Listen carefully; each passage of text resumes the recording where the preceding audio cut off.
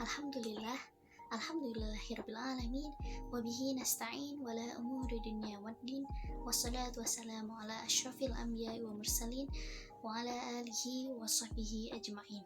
Amma ba'du. Faqalallahu ta'ala fil Qur'anil Karim, a'udzu billahi minasyaitonir rajim. Bismillahirrahmanirrahim. Fabi ayyi ala'i rabbikuma tukadziban. Shadaqallahul adzim. Alhamdulillah, puji syukur marilah kita panjatkan kehadirat Allah Subhanahu wa Ta'ala yang telah memberikan berbagai macam nikmat kepada kita, baik itu dari nikmat iman, nikmat Islam, hingga nikmat sehat walafiat, sehingga sampai detik ini kita masih bisa beraktivitas dan beribadah seperti biasa. Salawat serta salam tak lupa kita sanjungkan kepada suri tauladan kita, yakni Habibana wa Nabiyana Muhammad Sallallahu Alaihi Wasallam, beserta keluarganya, para sahabatnya, hingga kita yang insya Allah menjadi pengikutnya hingga akhir zaman nanti. Halo semuanya, kembali lagi di channel Sali Wulandari, yang mana pada kesempatan kali ini saya akan menjelaskan mengenai pendidik dalam pendidikan Islam. Nah, video ini juga dibuat untuk memenuhi tugas dari mata kuliah Tafsir Tarbawi yang diampuh oleh Bapak Dr. Haji Aam Abu Salam MPD dan Bapak Dr. Cucu Surahman STHI MA. Nah, namun sebelum masuk ke penjelasan, di sini saya akan membagi 3 sesi. Yang pertama, saya akan menjelaskan secara singkat, padat, dan jelas mengenai apa sih itu pendidik. Nah, yang pertama ya. Yang kedua, apa itu pendidikan Islam? Dan yang terakhir, bagaimana sih Al-Quran menerangkan mengenai pendidik dalam pendidikan Islam? Nah, pada penasaran kan? Nah, sebelum kita lanjut, jangan lupa like, komen, dan subscribe ya.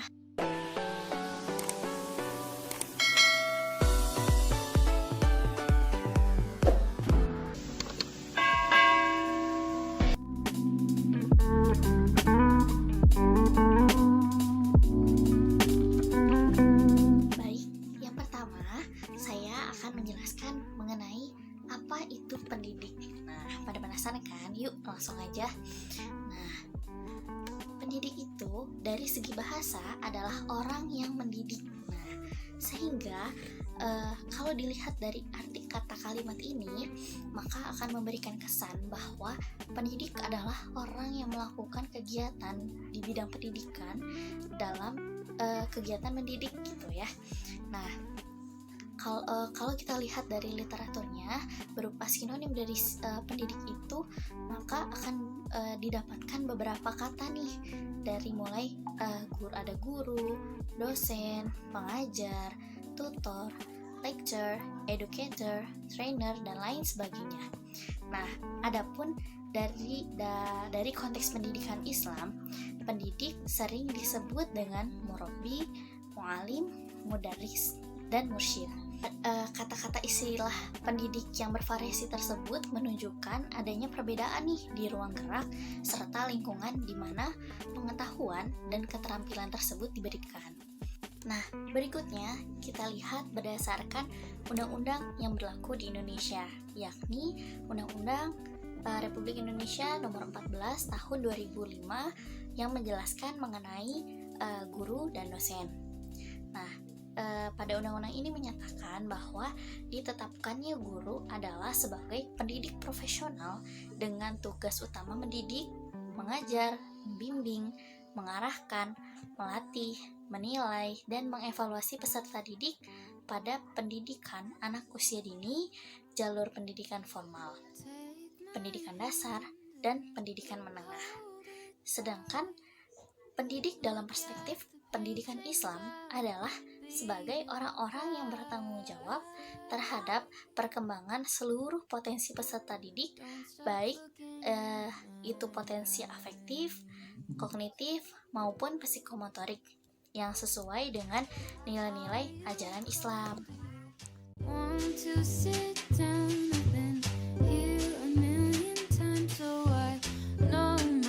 Nah, setelah setelah kita mengetahui apa sih itu pendidik, maka selanjutnya saya akan menjelaskan pertanyaan yang kedua, yakni apa itu pendidikan Islam.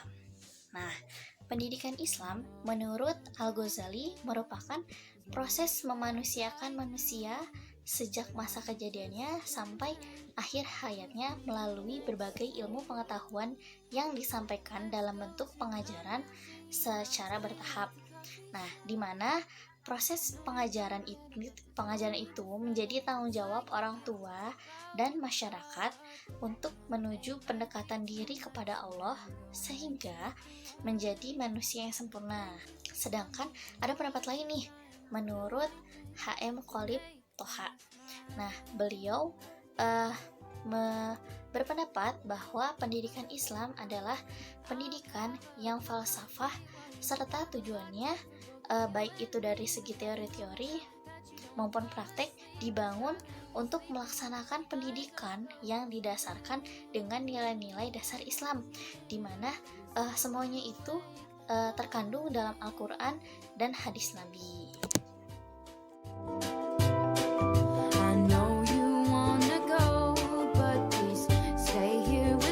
Setelah kita mengetahui apa sih itu pendidik dan apa sih itu pendidikan Islam, maka sekarang kita lanjut nih mengenai pertanyaan yang ketiga, yakni bagaimana sih Al-Quran menjelaskan mengenai pendidik dalam pendidikan Islam. Nah, pada kesempatan kali ini saya akan membacakan salah satu surat yang menjelaskan mengenai pendidik dalam pendidikan Islam, yakni yang menjelaskan Nabi Muhammad sebagai pendidik, yakni Quran Surat Al-Baqarah ayat 151.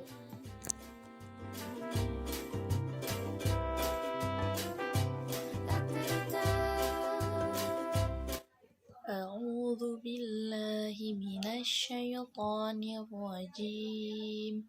Bismillahirrahmanirrahim.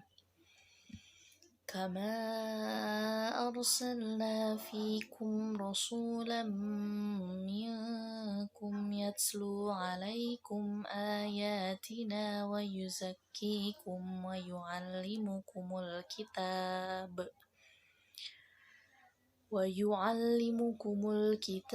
wal hikmata wa yu'allimukum ma lam takunu ta'lamun. Shadaqallahul azim.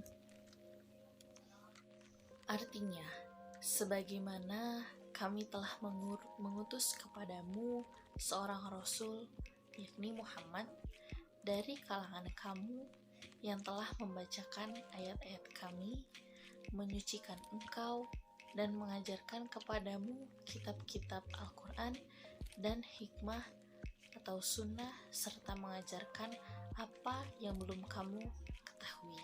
Selanjutnya kita lihat asbabun nuzul nih, atau sebab turunnya ayat ini gitu ya. Nah, ini dijelaskan dalam tafsir An-Nur yang mana pada tafsir ini menyatakan bahwa asbabun nuzul dari Quran Surat Al-Baqarah ayat 151 ini yaitu masih berkaitan erat dengan komentar orang-orang kafir pada ayat sebelumnya, yakni ayat 150 ya, di mana berkenaan dengan adanya perubahan terhadap kiblat dari yang tadinya di Bait Al-Maqdis atau sekarang kita bisa sebut dengan Masjidil Aqsa ke Masjidil Haram. Nah, pada saat itu ketika Nabi Muhammad SAW masih bermukim di Mekah, maka beliau itu sholat selalu menghadap ke arah batu yang ada di Masjidil Aqsa tersebut. Namun di sisi lain, Nabi Muhammad ini sangat menginginkan bahwa agar kiblat umat Islam itu berpindah gitu ya, dari yang tadinya di Masjidil Aqsa berpindah mengarah ke Ka'bah yang ada di Masjidil Haram. Dan beliau juga selalu berharap semoga Allah mengganti kiblat yang berlaku pada saat itu dari yang tadinya di Al-Maqdis atau di Masjidil Aqsa tersebut ke Masjidil Haram. Nah, setelah menunggu 16 bulan lamanya, Nabi Muhammad yang pada saat itu masih berkiblat ke arah Masjidil Aqsa saat beribadah. Nah, akhirnya Allah menjadikan Ka'bah nih sebagai kiblat umat Islam sampai sekarang gitu. Nah, selanjutnya tadi setelah kita mengetahui gitu ya asbabun nuzul dari Quran surat Al-Baqarah ayat 151, maka selanjutnya kita akan mengetahui juga bagaimana pendapat dari mufasir mengenai Quran surat Al-Baqarah ayat 151 ini. Nah,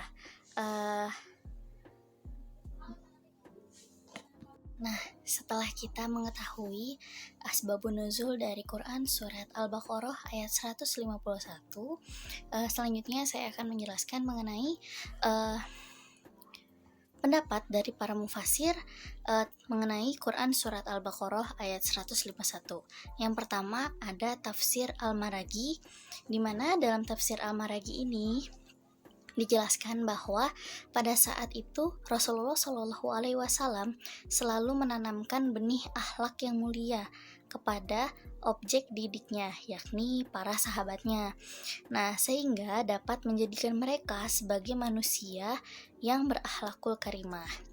Nabi Muhammad Shallallahu Alaihi Wasallam juga mencurahkan seluruh perhatiannya kepada para sahabat ini, yang mana untuk memperdalam setiap masalah agama sampai benar-benar memahaminya. Dengan demikian, mereka banyak dikenal sebagai ulama serta hakim yang adil, cerdik, dan mempunyai kualitas tersendiri gitu ya, karena langsung dibimbing oleh Rasulullah SAW. Nah, berkat sentuhan beliaulah seorang sahabat saja dapat memerintahkan suatu imperium dan menegakkan keadilan dengan pengaturan politik yang luar biasa. Nah, berikutnya yang kedua yakni ada tafsir dari Al-Misbah, di mana menurut Muhammad Quraisy Shihab dalam tafsir Al-Misbahnya ini menjelaskan bahwa ayat ini atau pada Quran surat Al-Baqarah ayat 151 ini merupakan bukti pengabulan doa Nabi Ibrahim alaihissalam, di mana pada Nabi Ibrahim ini memanjatkan doa ketika beliau bersama putranya Ismail alaihissalam yang akan membangun Ka'bah gitu ya, di mana permohonan Nabi Ibrahim alaihissalam ini berbunyi, Tuhan kami, mereka seorang rasul dari kalangan mereka yang membacakan kepada mereka ayat-ayat-Mu dan mengajarkan kepada mereka Alkitab dan Al-Hikmah serta menyucikan mereka. Sesungguhnya Engkaulah yang Maha Perkasa lagi Maha Bijaksana. Nah, di sini sebenarnya terdapat sedikit perbedaan ya antara permohonan dari Nabi Ibrahim alaihissalam dengan pengabulan Allah Subhanahu wa taala yang disebutkan dalam ayat 151 ini. Nah, perbedaan tersebut adalah bahwasanya pada ayat yang menceritakan mengenai pengabulan permohonan doa dari Nabi Ibrahim ini menyatakan bahwa untuk menyucikan di tempat pada peringatan terakhir dari 4 macam permohonan, yaitu yang pertama Rasul dari kelompok mereka, yang kedua membacakan ayat-ayat Allah, yang ketiga mengajarkan Alkitab dan Al-Hikmah, dan yang keempat menyucikan mereka. Sedangkan pada ayat yang dibahas saat ini, menyucikan menyucikan itu ditempatkan pada peringkat ketiga dari 5 macam anugerah Allah Subhanahu wa taala dalam konteks memperkenankan doa dari Nabi Ibrahim alaihissalam, di mana 5 macam anugerah itu terdiri dari yang pertama Rasul dari kelompok mereka, yang kedua membacakan ayat-ayat Allah, yang ketiga menyucikan mereka, yang keempat mengajarkan Alkitab dan Al-Hikmah, dan yang terakhir mengajarkan apa yang belum kamu ketahui. Nah, pada kalimat mengajarkan apa yang mereka belum ketahui ini merupakan kalimat tersendiri ya, yang mana mencakup banyak hal dan melalui sekian cara. Nah, memang ya sejak dini Al-Qur'an itu mengisyaratkan gitu ya dalam wahyu pertama yakni di Quran surat Al-Alaq ayat 1, yang kata pertamanya yakni Iqra, di mana bahwa ilmu yang diperoleh oleh manusia diraih dengan dua cara. Yang pertama, upaya belajar mengajar, dan kedua, anugerah yang langsung diberikan Allah Subhanahu wa taala berupa ilham dan intuisi atau kecerdasan. Nah, dari beberapa tafsiran yang dijelaskan oleh para mufasir sebelumnya, maka secara umum intisari dari kandungan Quran surat Al-Baqarah ayat 151 ini yaitu mengingatkan hamba Allah Subhanahu wa taala yang beriman terhadap nikmat yang telah dikaruniakan kepada manusia, yakni dengan diutusnya Nabi Muhammad SAW sebagai rasul yang membacakan ayat-ayat Allah serta menyucikan manusia dari berbagai keburukan, baik itu keburukan akhlak, kotoran jiwa, serta perbuatan jahiliyah, dan mengeluarkan dari kegelapan menuju dunia yang terang benderang. Selain itu, beliau juga mengajarkan kepada mereka Alkitab atau Al-Quran dan Al-Hikmah atau As-Sunnah, dan mengajarkan kepada apa yang tidak kita ketahui. Nah, pada ayat ini juga secara tidak langsung menjelaskan bahwa pengertian ta'lim tidak hanya terbatas pada pencapaian pengetahuan dalam domain kognitif saja, akan tetapi pengetahuan ini menjangkau domain dari sisi psikomotorik dan afektif.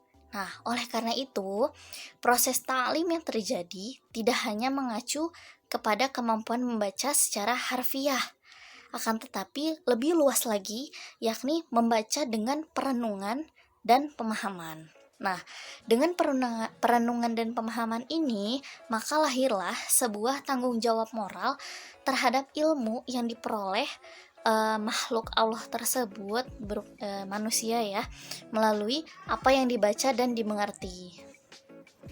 Nah, kemudian berkaitan dengan ayat ini mengenai hakikat pendidik, yang kedua adalah Rasulullah Shallallahu Alaihi Wasallam, di mana dasar pendapat ini adalah dari Quran surat Al-Baqarah ayat 151 ini, yang mana dalam ayat ini ditegaskan bahwa Allah Subhanahu Wa Taala mengutus Rasulullah Shallallahu Alaihi Wasallam untuk membacakan ayat-ayat Allah, menyucikan jiwa manusia atau yuzakkikum, dan mengajarkan manusia berupa kitab, hikmah, dan ilmu. Nah, para nabi dan rasul bahkan menjadi teladan bagi seluruh manusia agar bisa mencapai ke uswatun hasanah gitu ya, dari para nabi dan rasul tersebut. Nah, hal ini sebagaimana disebutkan juga dalam Quran surat Al-Ahzab ayat 21. Nah, karenanya para nabi dan rasul menjadi contoh bagi manusia. Oleh karena itu, jelas kiranya bahwa para nabi dan rasul merupakan murabbi, mualim, dan muadib bagi manusia, serta kedudukan mereka diperoleh berkat kesempurnaan mereka sebagai manusia. Nah, kesempurnaan para nabi dan rasul ini sebagai manusia nantinya kelak akan menjadi pendidik dari manusia tersebut, karena mereka dididik langsung oleh Sang Maha Pendidik, yakni Allah Subhanahu wa taala. Apabila kita sudah tahu ya mengenai pendapat dari para mufasir serta bagaimana intisarinya dari Quran surat Al-Baqarah ayat 151 ini. Nah, apabila kita menganalisis mengenai surat tadi dengan pendidik dalam pendidikan Islam, di mana idealnya pendidik dalam Islam atau hakikat pendidik dalam Islam adalah Allah Subhanahu wa taala. Kemudian kemudian yang kedua ada nabi dan rasul. Nah, jadi yang pokok utama dari pendidik itu adalah Allah Subhanahu wa taala ya, baru nabi dan rasul. Nah, Kemudian muncul lagi nih pendapat dari Al-Rasyid yang mengatakan ada dua pendidik lainnya, yaitu ulama sebagai pewaris para nabi dan rasul, serta orang tua sebagai pendidik pertama bagi anak-anaknya di rumah. Nah, setelah saya menjelaskan singkat mengenai analisis dari Quran surat Al-Baqarah ayat 151 tadi, maka berdasarkan itu, berdasarkan analisis serta tafsiran dari para mufasir yang sudah dipaparkan sebelumnya, maka jika dikorelasikan antara tafsir Quran Surat Al-Baqarah ayat 151 dengan analisis pendidik sebagai subjek didik dalam pendidikan Islam, maka dapat disimpulkan beberapa hal sebagai berikut. Yang pertama, pada Quran Surat Al-Baqarah ayat 151 sebagaimana juga senada atau masih berkaitan dengan kandungan makna dari Quran Surat Al-Baqarah ayat 129 ini dijelaskan bahwa ada dua misi seorang mu'alim. Yang pertama, misi atau tugas pengajaran. Seorang pendidik hendak menyampaikan berbagai pengetahuan dan pengalaman kepada peserta didik. Nah, dan lalu misi yang kedua yaitu misi atau tugas pensucian, yang mana seorang pendidik mengembangkan dan membersihkan jiwa peserta didik agar dapat mendekatkan diri kepada Allah, menjauhkan dari keburukan, dan menjaganya agar tetap berada pada fitrahnya. Yang kedua, mu'alim adalah orang yang mampu ditugaskan dalam hal mengkonstruksikan bangunan ilmu serta sistematis kepada peserta didik, baik itu dalam bentuk ide, wawasan, kecakapan, dan sebagainya. Lalu yang ketiga, mu'alim adalah orang yang mempunyai potensi unggul dibanding dengan peserta didik yang dengannya dia kelak dipercaya menghantarkan peserta didik tersebut ke arah kesempurnaan dan kemandirian. Nah, dalam hal ini, karena pendidikan Islam bukan hanya sekadar pengajaran, namun lebih kepada membimbing yang mengandung nilai-nilai luhur agar peserta didik menjadi lebih baik. Dalam hal ini, bimbingan yang dilakukan yakni sesuai dengan tuntutan ajaran Islam.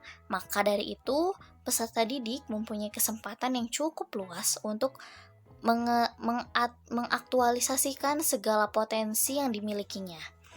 Nah, kandungan makna yang dikaji ini berkorelasi dengan tugas utama pendidik yang dikemukakan oleh Al-Ghazali, yaitu menyempurnakan, membersihkan, menyucikan hati manusia untuk bertanggung jawab kepada Allah Subhanahu wa taala. Nah, lalu yang keempat yakni menurut Abdul Al-Rahman Al-Nahlawi, yang mana beliau menyatakan bahwa tugas pendidik yaitu yang pertama menyucikan, yaitu sebagai fungsi pembersih, pemelihara, dan pengembangan fitrah manusia. Lalu yang kedua, menginternalisasikan, transformasikan pengetahuan dan nilai-nilai agama kepada manusia. Oleh karena itu, dalam ayat ini menerangkan bahwa sebagai seorang pendidik yang agung, Rasulullah SAW tidak hanya mengajarkan ilmu, akan tetapi beliau juga mengemban tugas untuk memelihara kesucian manusia. Berdasarkan ayat di atas pula, Al-Nahlawi menyimpulkan mengenai tugas pendidik, yaitu yang pertama, yaitu tugas penyucian. Maksudnya adalah pendidik hendaknya mengembangkan dan membersihkan jiwa peserta didik agar dapat mendekatkan diri kepada Allah dan menjauhkan diri dari keburukan.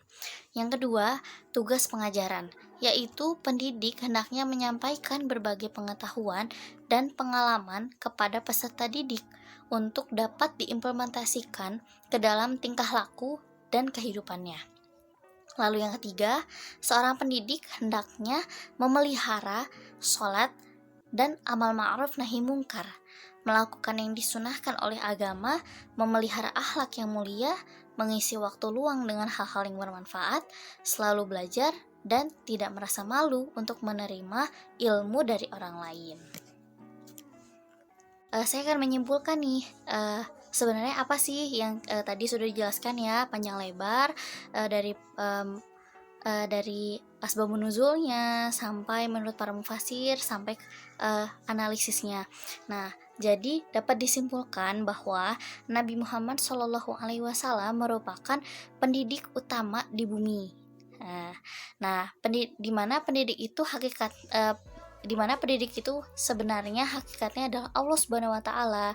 Namun di bumi Allah memerintahkan kepada Nabi Muhammad SAW untuk mendidik umatnya agar menjadi manusia yang sebaik-baiknya. Nah, dari Nabi Muhammad SAW ini kita dapat belajar bahwa pendidik itu bukan hanya mengajar, namun harus menjadi suri tauladan yang baik bagi yang diajarnya. Ya, alhamdulillahirrahmanirrahim, telah sampai kita di penghujung video, di penghujung penjelasan mengenai pendidik dalam pendidikan Islam. Semoga penjelasan tadi bisa dipahami dan diamalkan oleh para penonton YouTube ya. Nah, untuk menutup video dan dari penjelasan saya hari ini, saya ingin menyelipkan sebuah rangkaian kata dari Najwa Shihab mengenai pendidik, yakni khususnya guru ya. Jadi, tugas guru bukan menjejalkan pelajaran. Guru harus menghidupkan pengetahuan. Kebenaran guru bukan hal absolut, karena murid bukanlah kerbau yang harus serba nurut. Dan kelas bukan untuk menyucikan diktat penuh angka. Pengetahuan bukan ayat-ayat yang penuh dengan dogma. Sekian penjelasan dari saya, kurang lebihnya mohon maaf. Billahi taufiq wa hidayah. Wassalamualaikum warahmatullahi wabarakatuh.